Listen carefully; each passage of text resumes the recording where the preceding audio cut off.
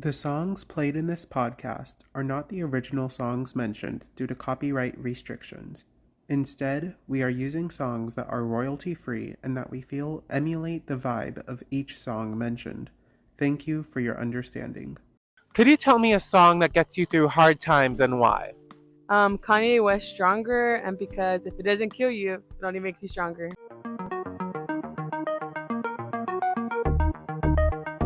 I would say Levitating with the Baby version. It's my alarm in the morning, and it's just the best way to wake up. And I start off the day with just Dua Lipa and the Baby, like starting my day off.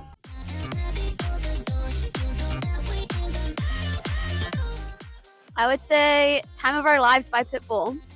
Pitbull, he really gets that energy flowing, and you can't be in a bad mood listening to Pitbull.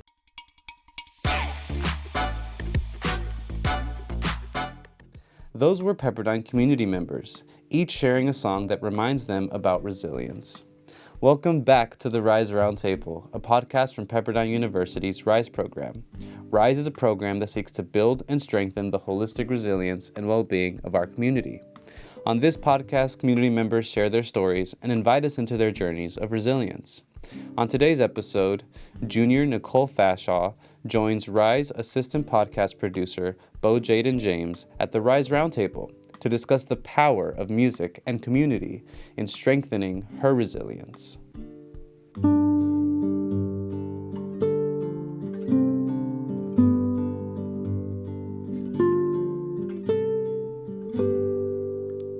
Today, I'm here with Nicole Fashaw. Hi. Nicole has quite the resume at Pepperdine University. She's a junior and she's studying English literature with a pre-law track. Yeah. She's vice president of Black Student Association. She's the vice president of marketing for the Interclub Council. She's a student success center tutor. Yeah. And then she's also a member of the musical production club. Yeah.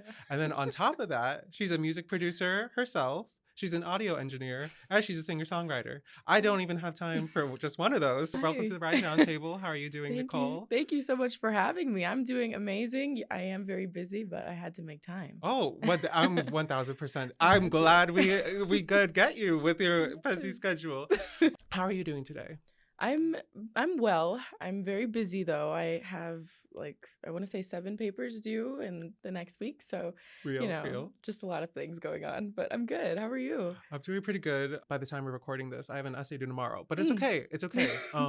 We're thriving. Of course. We're rising. Rise. Speaking of which, we're neighbors in the RISE interest We are. community. Could you share with me why did you apply? Well, I wanted to be a part of a community, and I know that RISE has a big community attached to its name. And I feel like once you kind of graduate from that freshman dorm situation where you're next to all of your, freshman peers, you kind of spread out a little bit with your class. And I don't know, I feel like in the RISE community, you actually get to be a part of a community where you guys live together, you live close to one another. And I mean, I think that's manifested between both of us since we live across the streets. Yes. But yeah, I think that's what I wanted most from it, and that's exactly what I got from it. I completely with you. I know that's why I signed up for the RISE program. Yeah. What has been your favorite memory so far? Oh, okay. This sounds super biased because you're the one interviewing me, but Oh. it would have to be with you. I mean, you always kind of invite me in, and you have this whole gaming system, and I'm a sucker for games, so that for sure. But also we had a scavenger hunt in the very beginning of the year, and that was pretty memorable for me. It gave us a chance to learn who we're going to live with and who our suite mates are, and then we also won, so that also helps. Yes, no, that was super fun. And I know they served us food that day too. Yeah. I want to say it was Demore's, but it was just was it Wood Ranch? Oh, yes. Yeah. I don't know where I got pizza. But no, that scavenger hunt was super fun. I also loved the summit that they held a few weeks ago. I love whenever there's a RISE event and I see you. You're always at the RISE events. I always try to be. Yeah. No, it's always so much fun with you. I feel like because we met in Black Student Association last year. Yes. But yes. I'm really grateful that we've got to grow our friendship through the I RISE know, program me too. too. Speaking of which, how is managing all those clubs? What do you do with those positions? Yes. So they're all pretty hefty tasks for BSA for short. I'm the vice president, and so I handle all of the ICC things. So it's very helpful for me to be a part of ICC so I can kind of know like the ins and outs. But I handle a lot of the funds, marketing, so merchandise, along with that, events, making sure everything gets put in the event calendar correctly and making sure that it gets approved. So it's really a lot of the concrete things, not really the creative things, which I am used to. But it's similar with marketing for Interclub Council, or ICC for short, where I allocate funding for merchandise. I work the social media for ICC, and then I approve or deny certain requests for funding requests, things along those lines. Just a lot of hands-on work. That's awesome. How long have you been part of both those clubs? So with BSA, I've been a part of that club since I came here, but I was on the executive board last year as social chair, and then this year vice president. And with ICC, I just learned what it was basically last year, and then I decided to want to get involved this year. And yeah, that's when I started being a part of it. That's cool. I just learned what ICC was right now, so it's perfect. Yeah. Do you know what entails for your future senior year at Pepperdine? Like, what are there more clubs you're joining? Yes, Soul, which is a new club I'm going to be vice president of, which I'm very excited for. It's basically having these marginalized groups. You know how we have BSA, LSA, ASA. Yes. So those separate groups are now going to be like coming together. So we will host different things like dinners or lunches or outings where, you know, we kind of break that barrier or bridge that gap between like, oh, I can't go to ASA because I'm not, you know, Armenian, or I can't go to LSA because I'm not, you know, a part of that group. It's basically making everybody feel like they are a part, because we are. Yeah, no, I love that so much. I know, like, you guys have made me feel so welcome, like, even though, because I'm a member of Black Student Association, Yes, you and are. I'm not Black, but like you guys were like one of the first clubs that I felt a sense of community and like some belonging with you guys, I and love like that. I'm really grateful. I'm excited for all the events coming up later this semester too. I know, I'm excited too. Over your past few years here at Pepperdine, what are some of the main goals you've like focused on over these past 3 years? I think it's important for me, at least, to remember all the sacrifices that have been made for me to even be at this school, and to keep that in mind when I wake up and I'm thinking, oh, should I stay in bed or should I go to class? And I think that's half the battle, honestly, is mental. Just remembering not only all the sacrifices that were made, but, you know, being a part of the community, like all the hard work that I put into it. I think half the battle is mental. So if I wake up thinking, okay, I got to go to class, you know, going class is one thing, but being in class and actually being present, you know, thinking about what am I learning right now and how can I actually retain the information that's being given to me, I think that's also important. But yeah, I think my focus overall is trying to keep God first, and knowing that if I do 110% at everything that He has given me the responsibility to do, then, I mean, you can't really go wrong. Just trying to be involved in as much as I can be, and trying to be the biggest influence that I can be, so that when I leave here, which is going to be pretty soon, that, you know, I have an imprint on Pepperdine and I made a difference. Oh, you've most definitely made it. I mean, if your resume doesn't speak about the different parts of campus you've been on, I'm sure you've definitely left an impression on this school. Thank you. Yes. Thank you. What have been some of the challenges that you faced over these past 3 years? And what are some like coping methods that you've turned to? Is like music part of that? Yes, definitely. There's a lot of challenges, I would say. I mean, there's a lot of things I can nitpick at and be like, oh, I don't like how this is or how this is. But I think it goes back to how this is all mental. Challenges with like, I just don't want to do this today, or I'm just tired, you know, having to overcome that mental challenge of like, you just have to be strong mentally. And yes, music definitely helps me with that. Music is my positive coping mechanism, because I think it's much more impactful to take out your anger or your sadness or your laziness out on music than it is, you know, maybe on people or on schoolwork. I just think it's better that way. So whenever I find myself to be like, oh, I'm too tired or I'm really angry and I need to not see people today, I turn my anger or my tiredness to music. That reminds me of Olivia Rodrigo's song that just came out, Scared of My Guitar. Like, I'm glad that you can use music to find like healthy ways to like express that emotion, because like sometimes you want to let out those emotions in a healthy way. So I'm glad you've got to do that through music. How did you start out as like a musician? So before I was born, my mom bought a piano and she did not know who can play the piano. She just went out on a whim and bought a baby grand. And then I was born. She was like, you know what? You're going to play this piano. So I learned how to play piano at 5. And when I was 6, my piano teacher said I was too advanced for her class. Oh, okay. So from that point on, I didn't go to any more music classes. I just made music on my own with my piano. So I started writing songs in my composition book, writing the key it's in and lyrics to the music. And from there, I started humbly with GarageBand at 7, and then started producing at 9, got into Logic at 11, and started audio engineering at 13. So that's kind of my progression. I think I was failing algebra at 13, so that's good for you. Wow. What was like one of the first songs you ever wrote? It's called The Grave. Okay. Miss Slay. Oh, please. I wrote it when I was 6, so, Dang, your 6-year-old self, she was feeling it. What's the song about? It was inspired by Maroon 5. I forgot the song name, but it was inspired by that. And the lyrics were like, I don't care about the mess that you've made. I don't care about the grave. It was like, for a 6-year-old, that's incredibly deep. And I don't know. I don't even know if I knew what I was talking about. But You sound like you were in like your edgy era. Yeah. No, that's how I low-key, you have to send that to me like some other time. Like I'm interested. What's one of your favorite songs that you ever written? Man, that's hard because I try to make songs every week.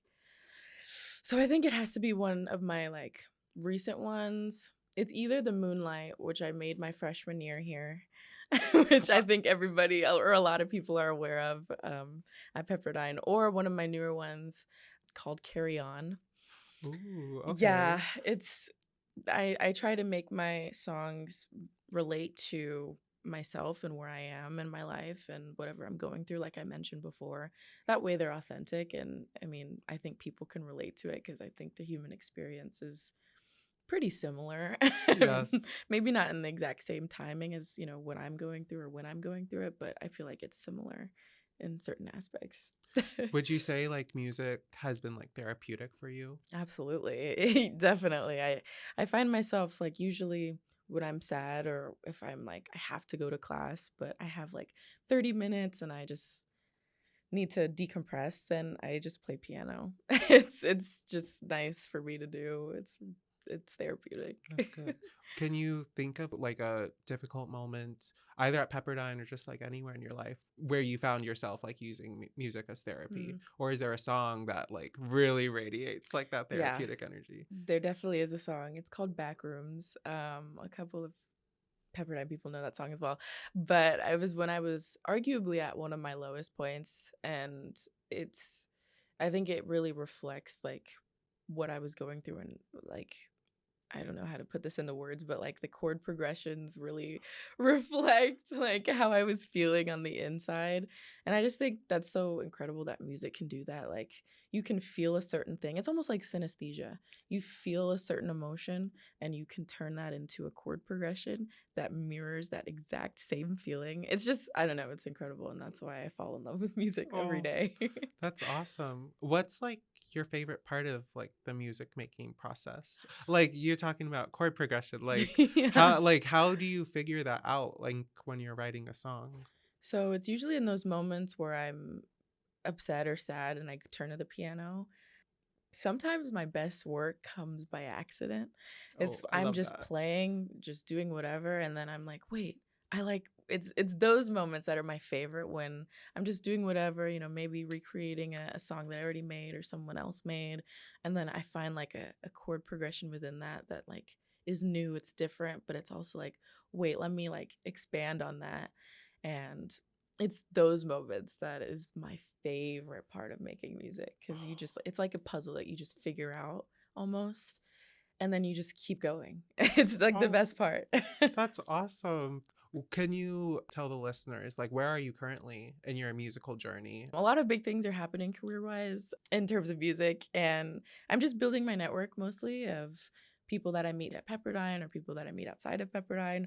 But ultimately, I just like to keep doing music, and I think if I just keep my focus on God and keep my heart in the right place of wanting to influence people with my music and not, getting money hungry or fame hungry, then eventually everything will just fall into place. That's good. And I love that you talk about God and like your connection with him in your music. Regarding like the social dimension in the music industry, because I imagine like that can be sometimes intimidating, being around like all those big musical people. Like, how do you build a community for yourself in like those areas? It's tough because it's very rare to have.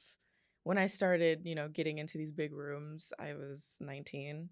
So I was by far the youngest person in that room. Like, you're in a room of 40, 50-year-olds that have been doing this for years, and, a little teenager in there. So it's very difficult to know yourself and be reminded of who you are in those spaces, because you're filled with so much, a room of so much talent and just all of these connections. So again, what helps me network is just reminding myself of why I'm here, why I'm doing this, keeping my focus straight, similarly to how I do it at Pepperdine. And just always, trying to keep a smile on my face. There have been times where I have been in these big rooms and have been told certain things and I have cried. So there have been moments where I'm like, I just have to like let it out and then come back and keep going, because the whole world is not going to stop because you shed a couple tears. And that's the harsh reality of the music business. Yeah. No, thank you so much for sharing. Which also, I would low-key be intimidated if I was the 50-year-old, like, because they're 50 and they're in there and you're 19 and you're in there. That's crazy impressive. That's awesome. How do you kind of help your mental health? Speaking on like the cognitive dimension of RISE, during those moments of pressure, how do you cope with your mental health and like overcome those obstacles? Yeah. When I was first thrown into it at 19, I was like, it was definitely difficult because it's a whole new territory. I'm no longer like the top of my game, I'm like the bottom now. It's like I'm a freshman all over again. I'm learning from all of these older people, and sometimes I think they are intimidated. So they, try and throw me off course and say that, this is bad or this is terrible, and it can really get to you. So I think for me, I've been doing a bunch of different things. A lot of it stems from God and just being very vigilant in prayer, but also going back to music, making songs about how upset I am and how it's not fair. And, all of those things, it helps, because then I'm not throwing my anger towards the wrong person or towards the people that are closest to me that don't deserve it. I'm throwing it at my music instead, and it usually turns to be a really good song. Yes. No, I'm sure. I've heard some of your songs. So I'm really excited for the song that you're performing later today, which we'll get back to. But you keep on talking about God, which I love. How does he connect to like the grand scheme of things for you, and like in terms of music, in terms of your life? Who is God to you? I view my relationship with God as a relationship, not a religion. That being said, I feel like there's nothing that nothing that I have done that hasn't been God ordaining that for me. Like all of these, the things that you listed of what I do and how many things I'm in, and, me playing piano at this age and whatever, like that's not me, that's God through me. You always have to remember, I'm not the one that did this. And so I think that focus is what keeps me grounded. Stay grounded. Yes. Yes, my sweater. Yes, thank you. Oh, that's beautifully said. Thank you so much, Nicole. Yeah. When you're like with your music people, do you ever feel like you're viewed kind of like newbie to this, or like what are the vibes in the music room? What are the vibes? It depends on who's in the room. Okay. There have been times where, big celebrities come in the room working on their new single or their new album or whatever. So naturally, me being the youngest in the room, oh, can you fetch this paper for me? Oh, can you fetch this, fetch that? And it's not only does it test my patience, but it's also like a test for me to be humble and remember that Jesus showed us what it was like to truly be humble, because Yes. he out of everybody could have been like, no, no, do you know who so I am? sweet. Yeah, no, he literally washed the feet of Exactly. his disciples. He's a great example. So the vibes vary by who is in the room, but I'm very blessed to have my play big brother be the person that, lets me into these rooms, because he's a pastor's kid, but not all pastors' kids are Christian, but he is a devout Christian, loves God, has a strong relationship with God. And so he's putting me in the right rooms with the right people to, do what needs to be done. So I always feel safe when I'm with him. And there have been times when, big celebrities come at me, but they come at me in front of him, which makes it a safer environment. There are no lines crossed. But I mean, if anything, it's all a good environment for me to be exposed to the reality of the music business, because it's not going to be all, rainbows and, oh, I'm always going to be with my play big brother. I'm always going to be with him and it's going to be safe. Like, that's not the reality, especially being a girl and a young girl at that, breaking barriers of being a producer and an audio engineer. Like, that's not really heard of in this music business, especially being Black. So there's just a lot of grounds that I would be breaking, and that causes for a lot of intimidation, but also, the reality is that people are going to operate out of that intimidation, especially if they have the power and the money to do so. So the vibes vary. And I'm glad you brought that up, like being a young Black woman, like in the music industry. Yeah. If you feel comfortable sharing, like, what have there been like any obstacles that you faced when it comes to that, or how have you been able to overcome that? Totally. I think being a producer in itself, it's very difficult to make music and, want to share it without having it be stolen. So I think, that's already tough, but having, being Black, being a woman, being young, all at the same time, if you don't have the publishing behind your name to back you up, or you don't have the credibility of being a household name to back you up, people are just going to think that, okay, you're young, you're new, no one's going to know this song anyway, so who cares if I steal it, different things like that. So I have to be cautious in all angles, because I'm not just a producer, I'm also an artist. So I have to kind of wear different hats when I'm in the studio, of like, when you're being an artist and you have to sing, you have to be in the song. So you have to actually, be the person that is experiencing the lyrics in the song. Whereas when you're a producer, that's a completely different headspace that you're in. So there's a lot of elements to making music, and there's a lot of obstacles that come with the outside world and leaving that bubble of your creativity and being yourself. Because there's a business side and there's a creative side. And when you're doing both, you have to be able to switch between both, being creative and also being aware that people are malicious and people don't care. So they might steal your things, or they might, say that it's theirs. You just have to be able to wear both hats. Thank you for sharing all of that. Yeah. We appreciate it. What dimensions of RISE? So there's like the physical dimension, cognitive, spiritual, social, service, life skills. Which dimensions of RISE do you feel like resonate with you the most when it comes to creating music? Spiritual, like hands down. Because like, it's such, like I've mentioned before, it's a God ordained thing. So I feel like when I'm doing what I'm here on earth to be doing, it connects me to God, because that's what I was created for. So I'm essentially like having an intimate conversation with my creator while I'm doing music. So I feel like that's that most definitely a spiritual thing. Okay. That's awesome. What's a song that you would relate to like when you think about your resilience, or when you think about like your relationship with God?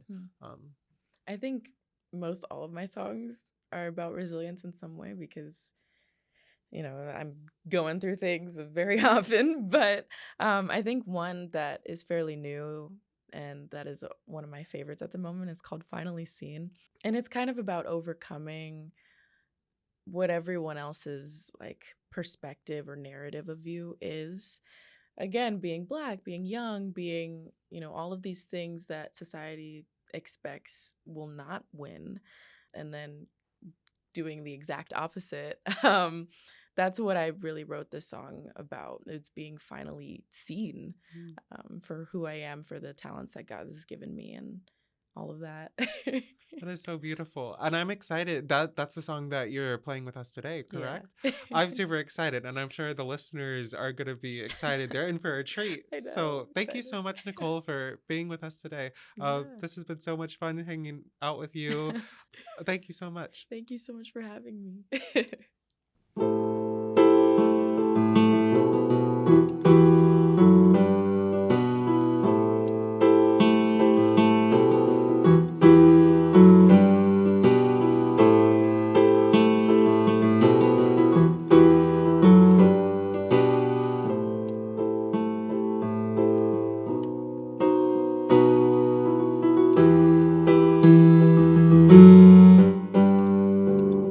In the middle of my own frightening thoughts, through the music and the stray wolves, I thought you were watching.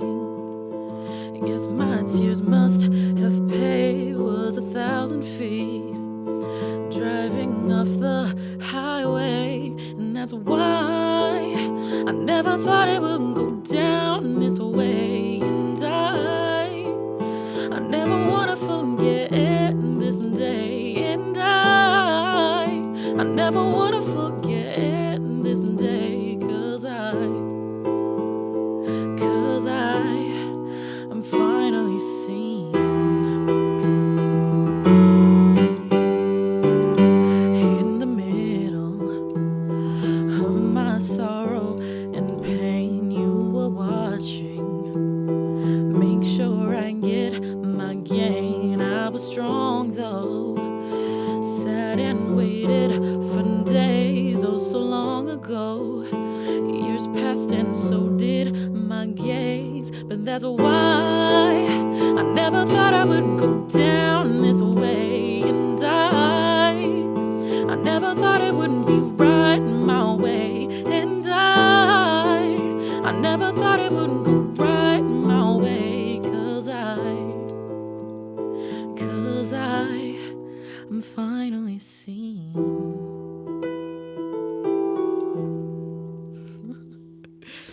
Yay.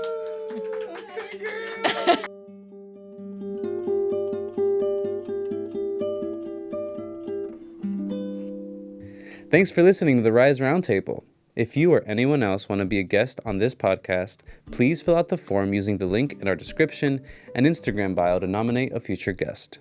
Stay tuned for more episodes and share with us any thoughts. You can email us at resilience@pepperdine.edu or DM us on Instagram at PepperdineRise. Until then, we would like to leave you with a quote by the Queen of Soul, Aretha Franklin. Music does a lot of things for a lot of people. It's transporting, for sure. It can take you right back, years back, to the very moment certain things happened in your life. It's uplifting, it's encouraging, it's strengthening. This podcast was hosted by Jaden James, produced and edited by Kenneth Vargas and Jaden James, Emily Shaw as the production manager. Sergio Gallardo Palma produced the music. Finally Seen, written and performed by Nicole Fashaw. This podcast was recorded in the iLab studio at Pepperdine's Drescher campus.